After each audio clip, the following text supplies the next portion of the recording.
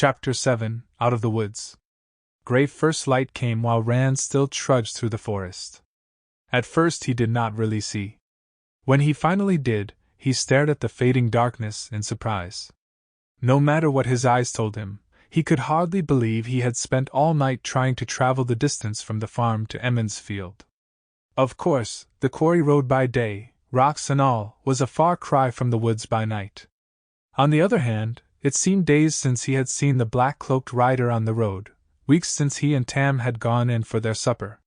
He no longer felt the strip of cloth digging into his shoulders, but then he felt nothing in his shoulders except numbness, nor in his feet, for that matter. In between, it was another matter. His breath came in labored pants that had long since set his throat and lungs to burning, and hunger twisted his stomach into queasy sickness.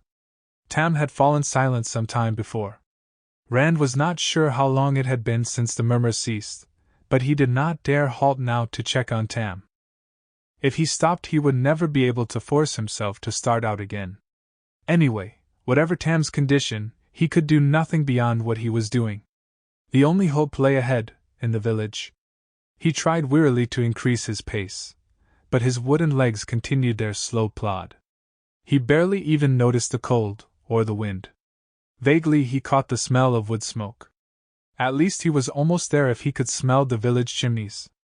A tired smile had only begun on his face, though, when it turned to a frown. Smoke lay heavy in the air, too heavy. With the weather, a fire might well be blazing on every hearth in the village, but the smoke was still too strong. In his mind he saw again the Trollocs on the road. Trollocs coming from the east, from the direction of Emond's field. He peered ahead, trying to make out the first houses, and ready to shout for help at the first sight of anyone, even Sen Bui or one of the Coplans. A small voice in the back of his head told him to hope someone there could still give help. Suddenly a house became visible through the last bare-branched trees, and it was all he could do to keep his feet moving. Hope turning to sharp despair, he staggered into the village. Charred piles of rubble stood in the places of half the houses of Emond's field. Soot-coated brick chimneys thrust like dirty fingers from heaps of blackened timbers. Thin wisps of smoke still rose from the ruins. Grimy-faced villagers, some yet in their night clothes, poked through the ashes, here pulling free a cook-pot, there simply prodding forlornly at the wreckage with a stick. What little had been rescued from the flames dotted the streets. Tall mirrors and polished sideboards and high chests stood in the dust among chairs and tables buried under bedding, cooking utensils, and meager piles of clothing and personal belongings. The destruction seemed scattered at random through the village. 5 houses marched untouched in one row, while in another place a lone survivor stood surrounded by desolation. On the far side of the winespring water, the 3 huge bell-tined bonfires roared, tended by a cluster of men. Thick columns of black smoke bent northward with the wind, flecked by careless sparks. One of Master Alvir's Duran stallions was dragging something Rand could not make out over the ground toward the wagon bridge, and the flames. Before he was well out of the trees, a sooty-faced Harald Lohan hurried to him, clutching a woodsman's axe in one thick-fingered hand. The burly blacksmith's ash-smeared nightshirt hung to his boots, the angry red welt of a burn across his chest showing through a ragged tear. He dropped to one knee beside the litter. Tam's eyes were closed, and his breathing came low and hard. Well, we may have been luckier than anyone has a right to be, if you can credit it. He needs the wisdom. Now where in the light is she? Egwene, running by with her arms full of bedsheets torn into bandages, looked around at them without slowing. Her eyes stared at something in the far distance. Dark circles made them appear even larger than they actually were. Then she saw Rand and stopped, drawing a shuddering breath. Oh no, Rand, not your father? Is he? Come, I'll take you to Nynaeve. Rand was too tired, too stunned to speak. All through the night Emond's field had been a haven, where he and Tam would be safe. Now all he could seem to do was stare in dismay at her smoke-stained dress. He noticed odd details as if they were very important. The buttons down the back of her dress were done up crookedly. And her hands were clean. He wondered why her hands were clean when smudges of soot marked her cheeks. Master Lohan seemed to understand what had come over him. Laying his axe across the shafts, the blacksmith picked up the rear of the litter and gave it a gentle push, prodding him to follow Egwene. He stumbled after her as if walking in his sleep.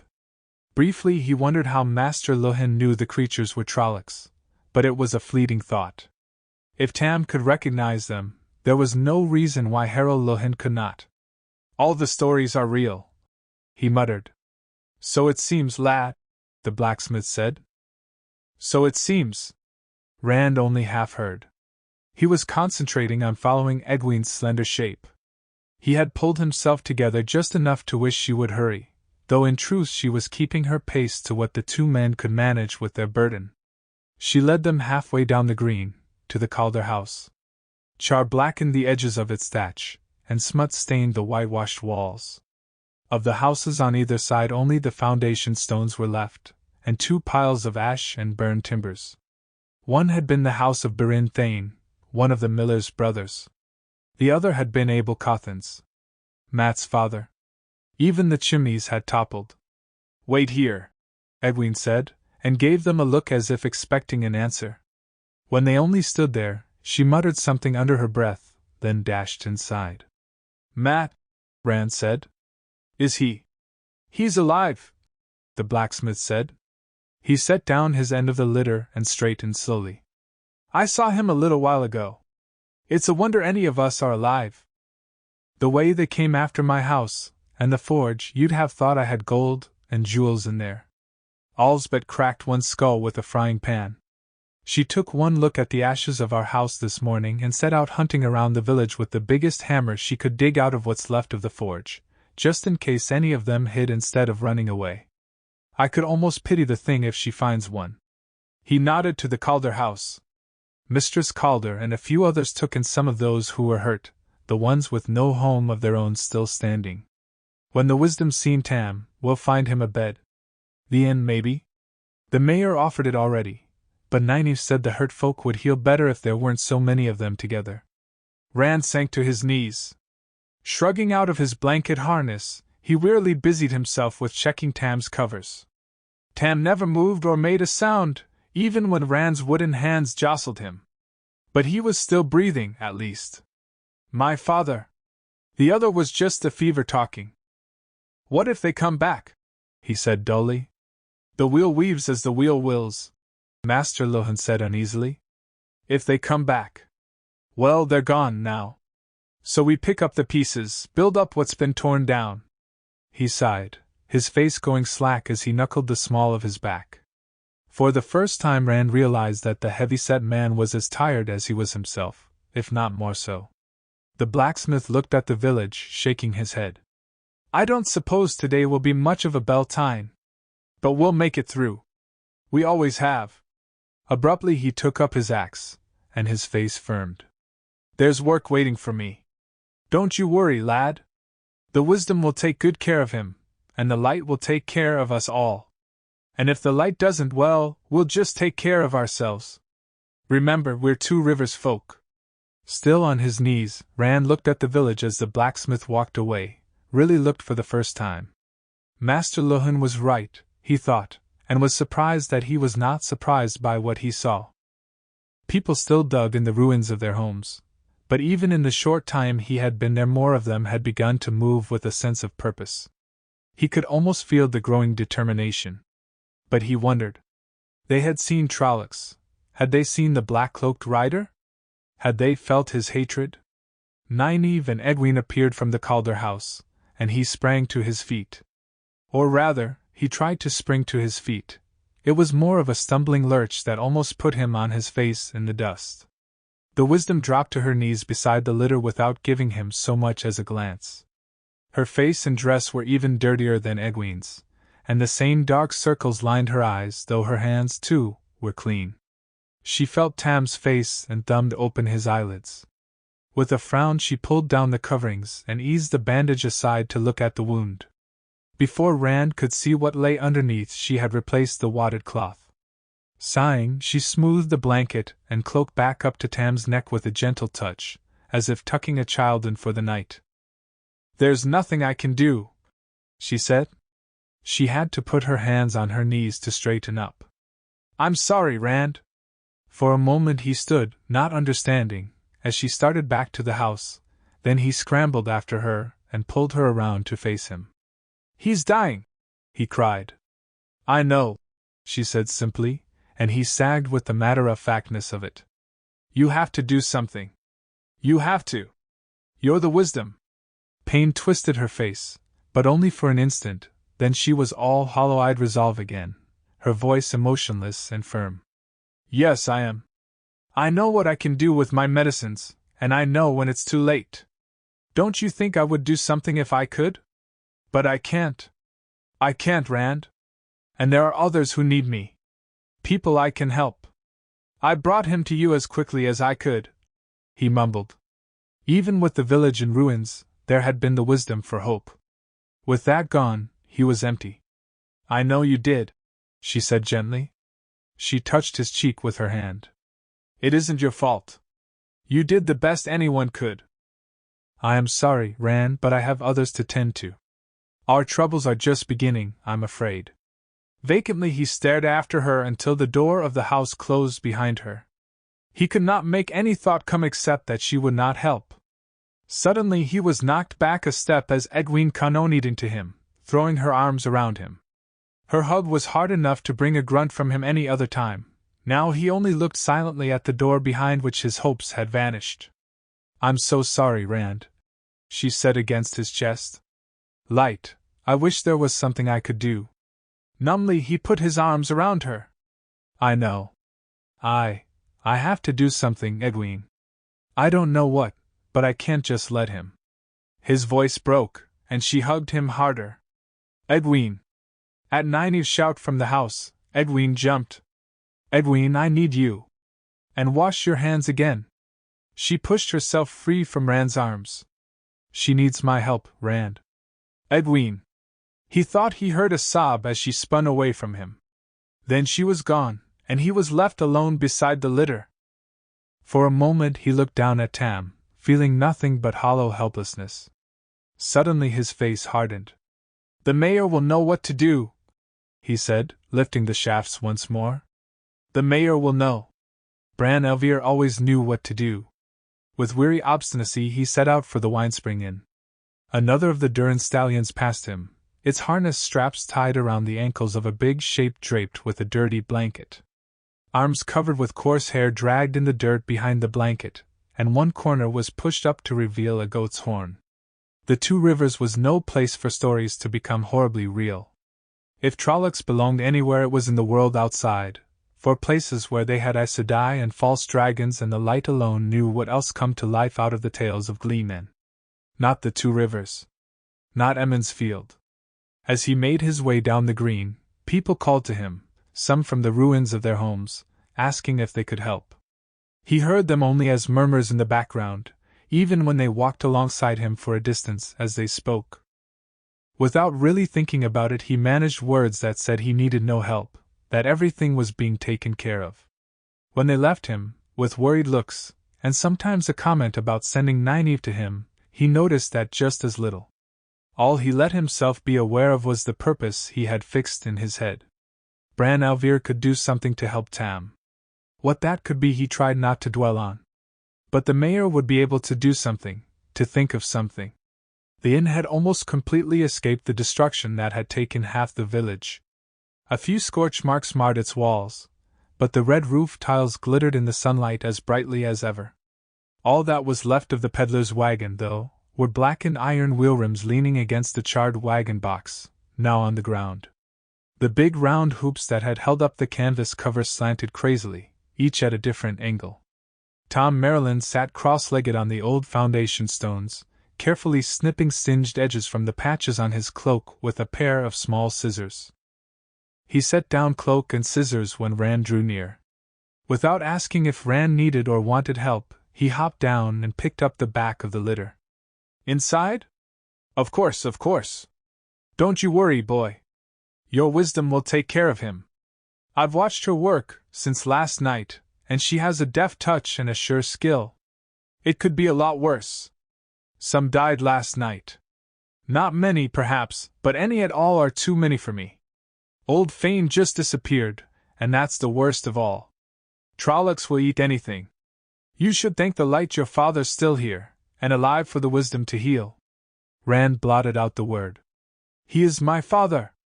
Reducing the voice to meaningless sound that he noticed no more than a fly's buzzing. He could not bear any more sympathy, any more attempts to boost his spirits. Not now. Not until Bran Elvir told him how to help Tam. Suddenly he found himself facing something scrawled on the inn door, a curving line scratched with a charred stick, a charcoal teardrop balanced on its point. So much had happened that it hardly surprised him to find the dragon's fang marked on the door of the Winespring Inn. Why anyone would want to accuse the innkeeper or his family of evil, or bring the inn bad luck, was beyond him, but the night had convinced him of one thing. Anything was possible. Anything at all. At a push from the gleeman he lifted the latch, and went in. The common room was empty except for Bran Elvir, and cold, too, for no one had found time to lay a fire. The mayor sat at one of the tables, dipping his pen in an inkwell with a frown of concentration on his face, and his grey-fringed head bent over a sheet of parchment. Nightshirt tucked hastily into his trousers and bagging around his considerable waist, he absently scratched at one bare foot with the toes of the other. His feet were dirty, as if he had been outside more than once without bothering about boots, despite the cold. "What's your trouble?" he demanded without looking up. "Be quick with it. I have 24 things to do right this minute, and more that should have been done an hour ago. So I have little time or patience." "Well? Out with it." "Master Elvir?" Rand said. "It's my father." The mayor's head jerked up. "Rand? Tam." He threw down the pen and knocked over his chair as he leaped up. "Perhaps the light hasn't abandoned us altogether. I was afraid you were both dead." Bella galloped into the village an hour after the Trollocs left, lathered and blowing as if she'd run all the way from the farm, and I thought, no time for that now. We'll take him upstairs. He seized the rear of the litter, shouldering the gleeman out of the way. "You go get the wisdom, Master Merlin. And tell her I said hurry, or I'll know the reason why. Rest easy, Tam. We'll soon have you in a good soft bed. Go, gleeman, go."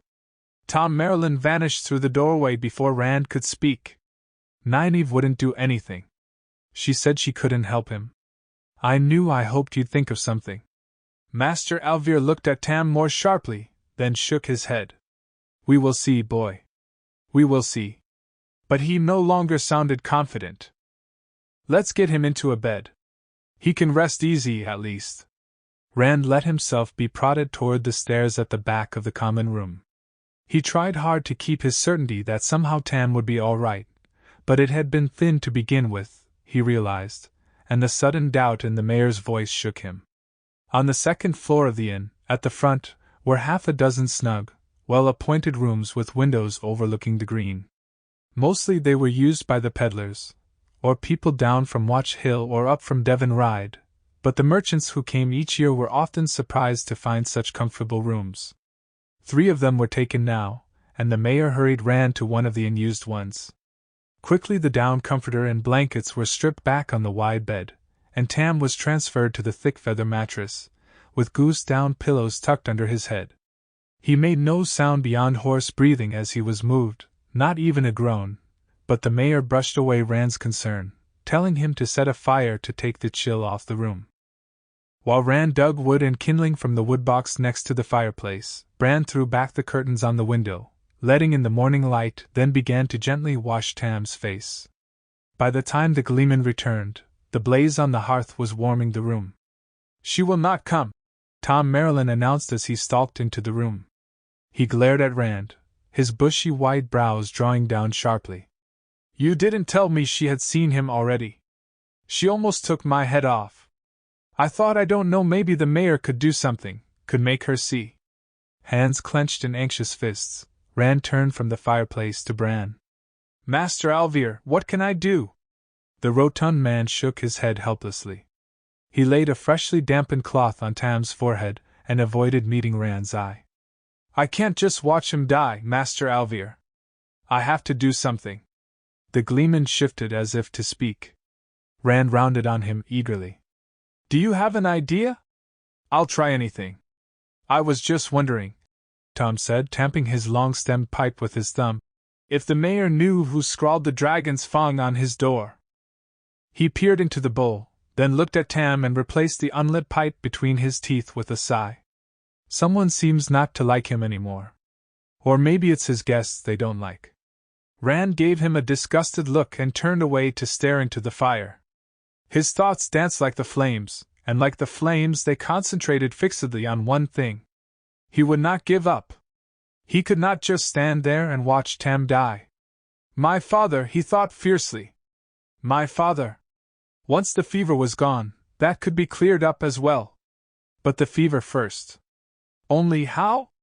Bran al'Vir's mouth tightened as he looked at Rand's back, and the glare he directed at the gleeman would have given a bare pause, but Tom just waited expectantly as if he had not noticed it.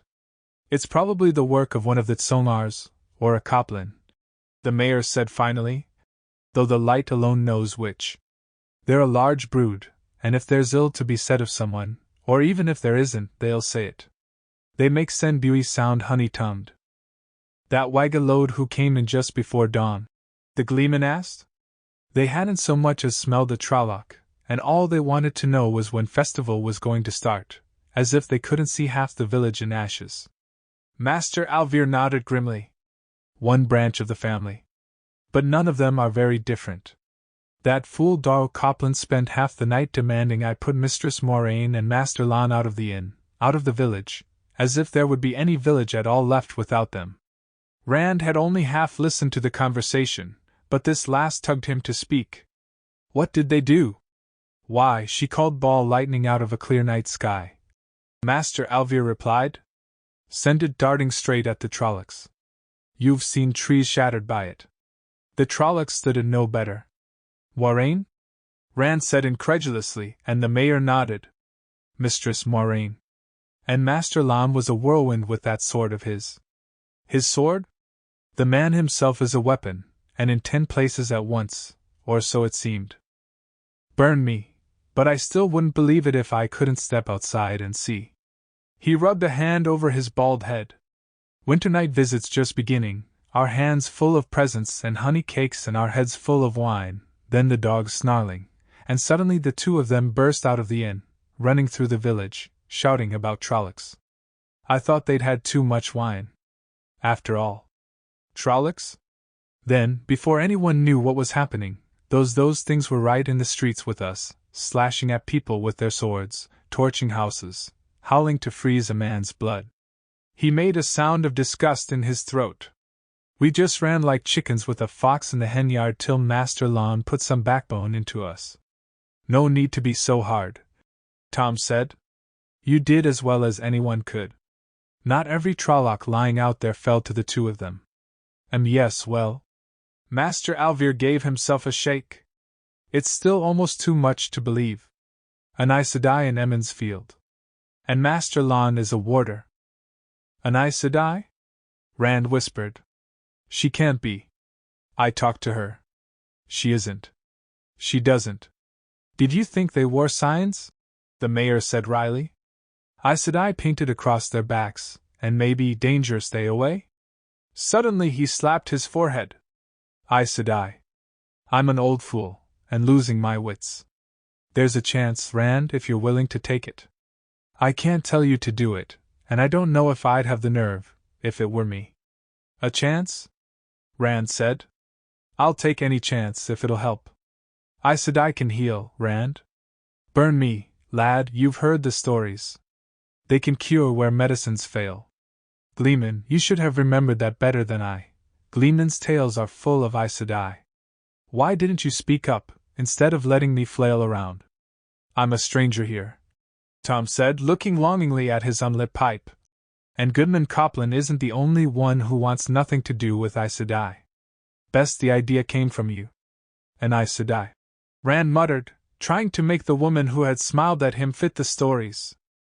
Help from an Aes Sedai was sometimes worse than no help at all, so the stories said, like poison in a pie, and their gifts always had a hook in them, like fish bait. Suddenly the coin in his pocket, the coin Moiraine had given him, seemed like a burning coal. It was all he could do not to rip it out of his coat and throw it out the window. Nobody wants to get involved with Aes Sedai, lad, the mayor said slowly. It is the only chance I can see, but it's still no small decision. I cannot make it for you, but I have seen nothing but good from Mistress Moiraine Sedai, I should call her, I suppose. Sometimes, he gave a meaningful look at Tam. You have to take a chance, even if it's a poor one. Some of the stories are exaggerated, in a way, Tom added, as if the words were being dragged from him. Some of them. Besides, boy, what choice do you have? None, Rand sighed. Tam still had not moved a muscle. His eyes were sunken as if he had been sick a week. I'll go find her. The other side of the bridges, the Gleeman said, where they are disposing of the dead Trollocs. But be careful, boy. Aes Sedai do what they do for reasons of their own, and they aren't always the reasons others think. The last was a shout that followed Rand through the door. He had to hold on to the sword hilt to keep the scabbard from tangling in his legs as he ran, but he would not take the time to remove it. He clattered down the stairs and dashed out of the inn, tiredness forgotten for the moment. A chance for Tam, however small, was enough to overcome a night without sleep, for a time at least. That the chance came from an Aes Sedai, or what the price of it might be, he did not want to consider. And as for actually facing an Aes Sedai, he took a deep breath and tried to move faster. The bonfires stood well beyond the last houses to the north, on the westward side of the road to Watch Hill. The wind still carried the oily black columns of smoke away from the village, but even so a sickly sweet stink filled the air, like a roast left hours too long on the spit. Rand gagged at the smell, then swallowed hard when he realized its source. A fine thing to do with Beltane fires. The men tending the fires had cloths tied over their noses and mouths, but their grimaces made it plain the vinegar dampening the cloths was not enough. Even if it did kill the stench, they still knew the stench was there, and they still knew what they were doing. Two of the men were untying the harness straps of one of the big Durans from a Trolloc's ankles. Lon, squatting beside the body, had tossed back the blanket enough to reveal the Trolloc's shoulders and goat-snout head. As Rand trotted up, the warder unfastened a metal badge, a blood-red enameled trident, from one spiked shoulder of the Trolloc's shirt of black mail. "Cobalt," he announced. He bounced the badge on his palm and snatched it out of the air with a growl. "That makes 7 bands so far." Moiraine, seated cross-legged on the ground a short distance off, shook her head tiredly. A walking staff, covered from end to end in carved vines and flowers, lay across her knees, and her dress had the rumpled look of having been worn too long. 7 bands? 7! That many have not acted together since the Trolloc Wars. Bad news piles on bad news. I am afraid, Lon. I thought we had gained a march, but we may be further behind than ever. Rand stared at her, unable to speak. An Aes Sedai. He had been trying to convince himself that she would not look any different now that he knew what he was looking at, and to his surprise she did not. She was no longer quite so pristine, not with wisps of her hair sticking out in all directions and a faint streak of soot across her nose, yet not really different either. Surely there must be something about an Aes Sedai to mark her for what she was. On the other hand, if outward appearance reflected what was inside, and if the stories were true, then she should look closer to a Trolloc than to a more than handsome woman whose dignity was not dented by sitting in the dirt. And she could help Tam. Whatever the cost, there was that before anything else. He took a deep breath. Mistress Moiraine Sedai. Both turned to look at him, and he froze under her gaze. Not the calm, smiling gaze he remembered from the green. Her face was tired, but her dark eyes were a hawk's eyes. Aes Sedai. Breakers of the world. Puppeteers who pulled strings and made thrones and nations dance in designs only the women from Tar Valon knew. A little more light in the darkness. The Aes Sedai murmured. She raised her voice. How are your dreams, Rand al'Thor? He stared at her. My dreams? A night like that can give a man bad dreams, Rand. If you have nightmares, you must tell me of it. I can help with bad dreams sometimes. There's nothing wrong with It's my father. He's hurt. It's not much more than a scratch, but the fever is burning him up. The wisdom won't help. She says she can't? But the stories. She raised an eyebrow, and he stopped and swallowed hard. Light, is there a story with an Aes Sedai where she isn't a villain? He looked at the warder, but Lon appeared more interested in the dead Trolloc than in anything Rand might say. Fumbling his way under her eyes, he went on. It's said Aes Sedai can heal? If you can help him, anything you can do for him, whatever the cost. I mean. He took a deep breath and finished up in a rush. I'll pay any price in my power if you help him. Anything. Any price. Moiraine mused, half to herself. We will speak of prices later, Rand, if at all. I can make no promises. Your wisdom knows what she is about. I will do what I can, but it is beyond my power to stop the wheel from turning. Death comes sooner or later to everyone, the warder said grimly. Unless they serve the Dark One, and only fools are willing to pay that price. Moiraine made a clucking sound. Do not be so gloomy, Lon. We have some reason to celebrate. A small one, but a reason. She used the staff to pull herself to her feet. Take me to your father, Rand. I will help him as much as I am able. Too many here have refused to let me help at all. They have heard the stories too, she added dryly. He's at the inn, Rand said. This way. And thank you? Thank you. They followed, but his pace took him quickly ahead. He slowed impatiently for them to catch up, then darted ahead again and had to wait again. Please hurry, he urged, so caught up in actually getting help for Tam that he never considered the temerity of prodding an Aes Sedai. The fever is burning him up. Lon glared at him. Can't you see she's tired? Even with an unreal, what she did last night was like running around the village with a sack of stones on her back. I don't know that you are worth it, sheepherder, no matter what she says. Rand blinked and held his tongue. Gently, my friend, Moiraine said. Without slowing her pace, she reached up to pat the warder's shoulder. He towered over her protectively, as if he could give her strength just by being close. You think only of taking care of me. Why should he not think the same of his father? Lon scowled, but fell silent. I am coming as quickly as I can, Rand, I promise you.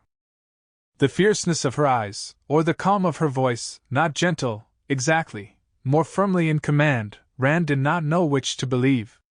Or perhaps they did go together. Aes Sedai. He was committed now. He matched his stride to theirs, and tried not to think of what the price might be that they would talk about later.